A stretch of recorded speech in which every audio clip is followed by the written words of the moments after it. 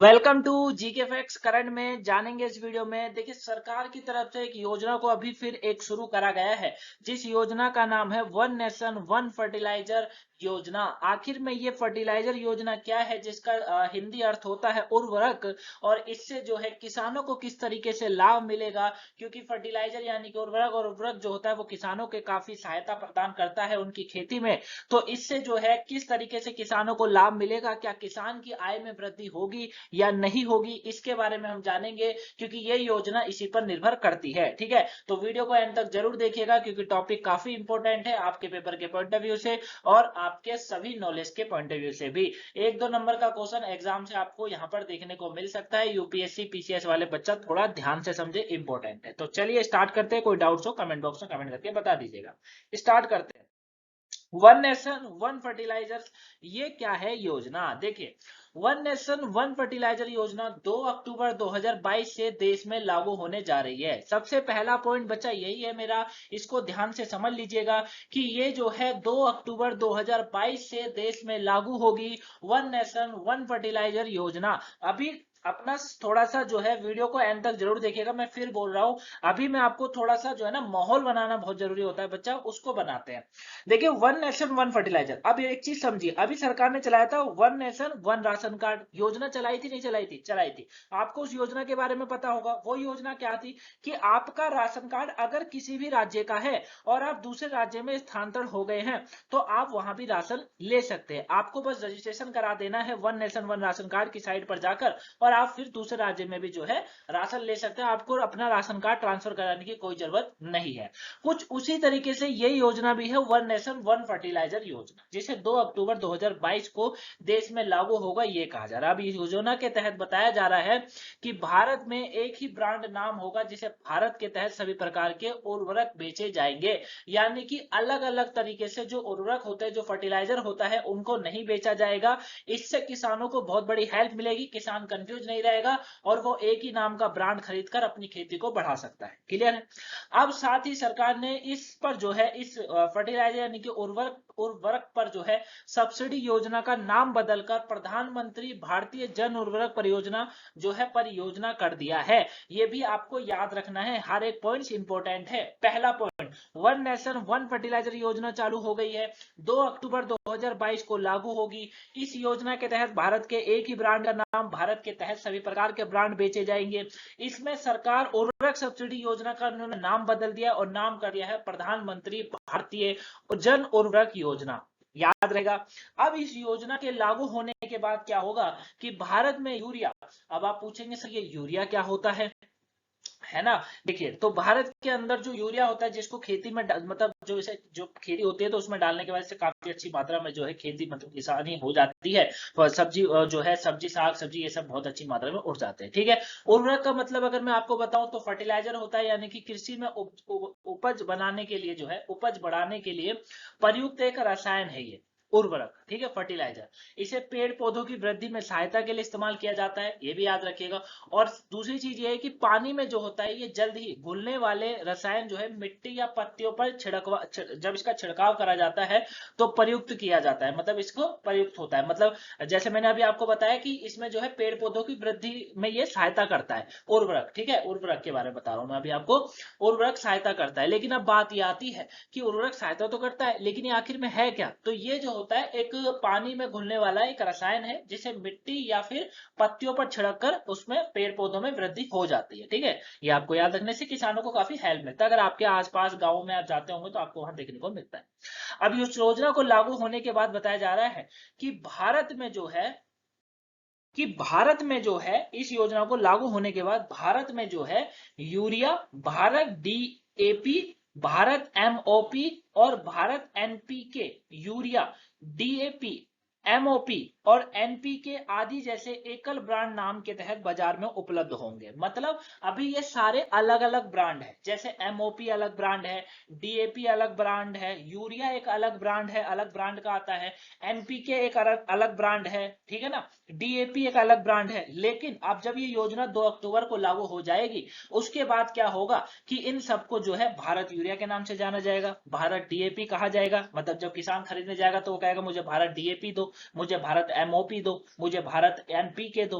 है ना, यूरिया दो, भारत यूरिया दो, मतलब क्या होगा, एकल ब्रांड हो जाएगा, मतलब एक ही तरह का हर ब्रांड, यूज अलग अलग है, ब्रांड एक ही तरह का है।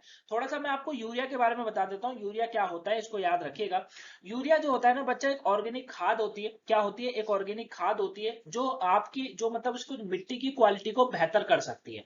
ठीक है, जब यूरिया को मिला दिया जाता है मिट्टी के अंदर, तो उसकी जो यूरिया को मिलाने के बाद जो खाद मतलब जो मिट्टी होती है, मिट्टी की क्वालिटी को बढ़ा देती है, और मिट्टी की अगर क्वालिटी बढ़ गई तो किसान को लाभ होगा। किसान को कैसे लाभ होगा? उसने जो कृषि करी है उसमें उसको बहुत बड़ा लाभ होता है। ठीक है, एक तो आपको याद रखना है। ये क्या होता है? पौधे के नाइट्रोजन जो प्रोवाइड कर सकती है, पौधों को नाइट्रोजन प्रोवाइड कर सकती है, और फसल की पैदावार इससे बढ़ सकती है। ये आपको याद रखना है। ठीक है ना। इसे आमतौर पर यह बताया जाता है कि इसे सूखे दानेदार रूप में पा सकते हैं, मतलब ये सूखे और दानेदार रूप में हो सकती है। मैं इमेज लगाना भूल गया हूं।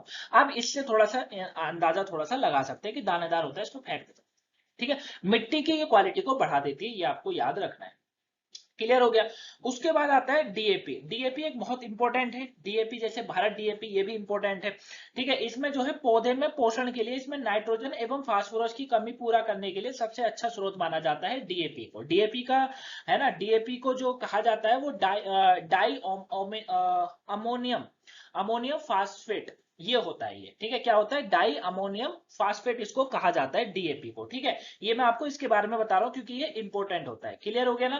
तो पौधे में पोषण के लिए नाइट्रोजन एवं फास्फोरस की कमी को दूर करने के लिए सबसे अच्छा स्रोत इसको माना जाता है। ठीक है, ये आपको इसके बारे में याद रखना है। क्लियर है, ये आपको याद रखना है, इंपॉर्टेंट है। उसके बाद एमओपी की बात करते हैं। एमओपी में मैं आपको समझा देता हूं, भारत एमओपी, अब तो भारत एमओपी का नाम चलेगा, पहले एमओपी कहते हैं। एमओपी जो होता है, एमओपी भी जो है 50% जो है पोषण के साथ 46% ये क्लोराइड इसके अंदर मिला हुआ होता है, और 51% ये बताया जाता है कि पोटासा, और 18% सल्फेट की मात्रा इसके अंदर होती है।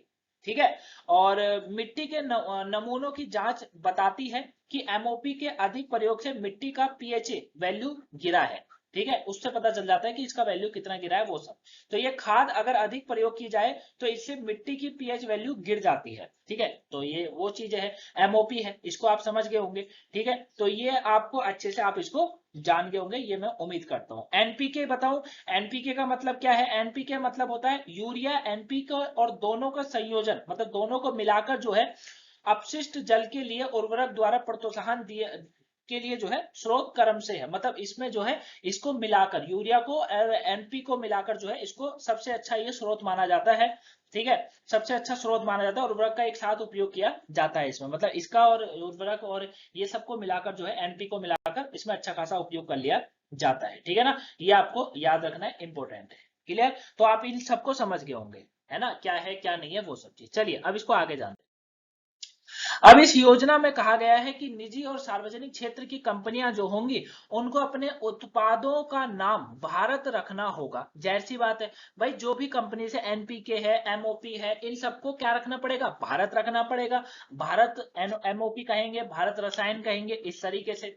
और बैग पर प्रधानमंत्री भारत जन उर्वरक परियोजना का लोगो भी होगा। ये भी आप याद रखिएगा कि इसमें क्या होगा। देखिए यहाँ पर एक थैली भी लगा रखी है मैंने, है ना, भारतीय जन उर्वरक परियोजना, ये तो लग गया लोगो प्रधानमंत्री जी का, और भारत यूरिया कर ये बैग बना हुआ है, नेशनल फर्टिलाइजर लिमिटेड के तहत ये इसका निर्माण है, ये आप समझ सकते हैं। ठीक है, अब ये नाम जो है, ब्रांड नाम और लोगो सब्सिडी शीर्षक के साथ बैग पर 2/3 प्रिंट करने के योग्य क्षेत्र पर होगा, जबकि 1/3 उर्वरक कंपनियों के विवरण और इसके प्रतीक के साथ साथ नियमों के अनुसार अन्य जानकारी के लिए उपयोग किया जाएगा। ठीक है ना, मतलब इन ये ब्रांड का नाम लगाने से जानकारी का प्राप्त होना आवश्यक है, प्राप्त कर सकते हैं, इंपॉर्टेंट है।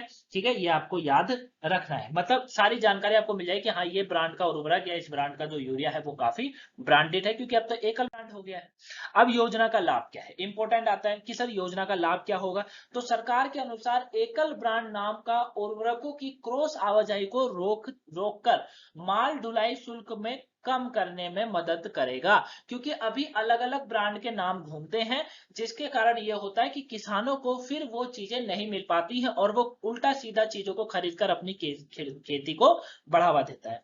कई बार देखा गया है कि उत्तर प्रदेश स्थित एक उर्वरक कंपनी महाराष्ट्र में अपने अपना उत्पाद बेच रही है। तो ऐसा ना हो, इसीलिए सरकार इस योजना को ला रही है, ये आप अच्छे से समझ गए होंगे। ठीक है, क्रॉस आवाजाही को रोकना भी है इसमें, जिससे उस क्षेत्र में बिना किसी कारण के इन ब्रांडों की मांग बढ़ जाती है। ठीक है, बिना किसी कारण के ब्रांड की भाई अब उत्तर प्रदेश में कोई माल बन रहा है और वो जाके महाराष्ट्र में बिक रहा है, तो महाराष्ट्र के जो किसान है वो क्या कहेंगे, वो तो उत्तर प्रदेश वाला ब्रांड मांगेंगे ना। तो ये चीजें हैं, वो चीजें ना हो, इसलिए सरकार इसे रोक रही है, इसे कहते हैं क्रॉस आवाजाही। तो इन ब्रांडों की मांग बढ़ जाती है, जब जब आपूर्ति नहीं होती तो लोग समान होने पर भी एक अलग ब्रांड का उर्वरक लेना पसंद नहीं करते। ठीक है, जिससे बाकी कंपनियों को नुकसान है।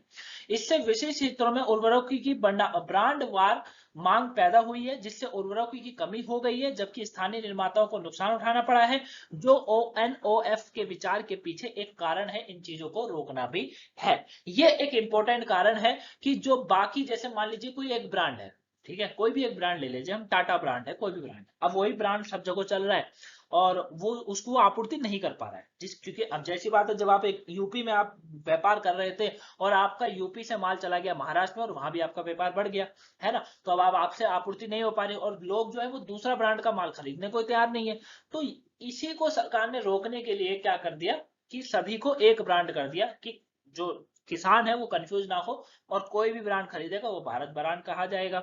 जैसे कि हम सभी जानते हैं कि सरकार उर्वरक उत्पाद पर भारी सब्सिडी देती है, जो कि अधिकतम खुदरा मूल्य से अधिक है, इसीलिए इस योजना को तहत बोरियों पर भी सब्सिडी योजना का भी उल्लेख किया जाएगा। मतलब जो बोरियां होंगी उस पर भी सब्सिडी मिलेगी, ये बाकी जो शर्तें हैं उनको जो है मानना पड़ेगा, तब जाकर ये सारा कारनामा हो। ठीक है, अब उर्वरक कंपनियों का दृष्टिकोण की बात कर लेते हैं हम। ये पॉइंट आपका लास्ट है कि सभी कंपनियों के उत्पाद का एक ही ब्रांड नाम होने से बाजार में उनके उत्पाद की ब्रांड वैल्यू पूरी तरह से नष्ट हो जाएगी। ठीक है, अब इससे कंपनियों का तो देखिए नुकसान होगा। अब जैसे मान लीजिए कोई बढ़िया कंपनी है और वो अच्छा खासा व्यापार करती है उर्वरकों को बेचने के बाद, तो उनका तो क्योंकि उनका तो लॉस होगा ही, क्योंकि क्या होगा, सभी ब्रांड एक नाम के हो जाएंगे, है ना। और जब एक ब्रांड के नाम हो जाएंगे, अब कोई कंपनी 10 रुपए ज्यादा कमाती होगी तो वो उतना ही कमाएगी, कम कमाएगी, अब मतलब बराबर कमाएगी, इक्वल कमाएगी, क्योंकि उनका भी ब्रांड एक ही नाम का है, Bharat urea brand, Bharat MOP brand, इस तरीके से। ठीक है, जिससे उर्वरक कंपनियां नाखुश हैं, इनका ये कहना है। जैसे कि हम जानते हैं कि उर्वरक कंपनियां किसानों के बीच अपनी पहुंच बढ़ाने के लिए विभिन्न गतिविधियों का उपयोग करती है, जिसमें उनके ब्रांड की प्रमुखता से प्रदर्शित किया जाता है, जिससे कंपनी के ब्रांड को बढ़ावा मिलता है। लेकिन अब ब्रांड नेम होने से कंपनी को अपने प्रोडक्ट को प्रमोट करने की दिक्कतों का सामना करना पड़ेगा, ये इसमें बताया जा रहा है। तो आई होप आप इसे अच्छे से जान गए होंगे टॉपिक को। मैंने पूरी कोशिश करी है कि आपको ये टॉपिक में अच्छे से अच्छे समझा दूं। MOP NDP जो भी है वो मैंने आपको सभी समझा दिया, TAP और यूरिया क्या होता है उसके बारे में बता दिया, उर्वरक क्या होता है ये बता दिया, फर्टिलाइजर आखिर में क्या होता है, किस तरीके से कार्य करता है वो भी। कोई इसके बाद भी आपको डाउट लगे तो कमेंट बॉक्स में कमेंट करके या फिर आप फेसबुक इंस्टाग्राम पर अपने डाउट्स को क्लियर कर सकते हैं। जरूर बता दीजिएगा। कल की वोकैबुलरी अगर वीकली वाली नहीं देखी हो देख लीजिएगा, सुबह की नहीं देखी हो देखिएगा, करंट अफेयर देखिएगा। साथ में आज आपको जो है 5 बजे आपकी जो न्यू वैकेंसी गवर्नमेंट सर्विस की आई है उसके ऊपर आपको सर वीडियो देने वाले हैं, वो आपको मिल जाएगी। साथ में मैं आपको बता देता हूं, कल जो है आपको एक स्पेशल क्लास मिलेगी। कल हर मतलब आपको जो है अब वीक में एक दिन, ठीक है, वीक में 2 दिन की मैं आपसे बात करता हूँ। वीक में 2 दिन आपको ऐसी क्लास मिलेगी जिसमें हम लोग पूरा समझेंगे। जैसे कल आपको जो है भारत के बारे में वोकैबुलरी वाले जो आपके सर हैं वो पूरा समझाने वाले हैं कि आखिर में भारत क्या है, कैसा है, कितनी जनसंख्या क्या है, क्या नहीं है, कौन सी चीज भारत के लिए इंपॉर्टेंट है, कौन सी नहीं है, वो सब हम समझेंगे कल वाली वीडियो में। ठीक है, तो वीडियो पसंद आई हो लाइक सब्सक्राइब शेयर करिएगा। मिलेंगे नेक्स्ट वीडियो में, तब तक के लिए thank you for watching guys.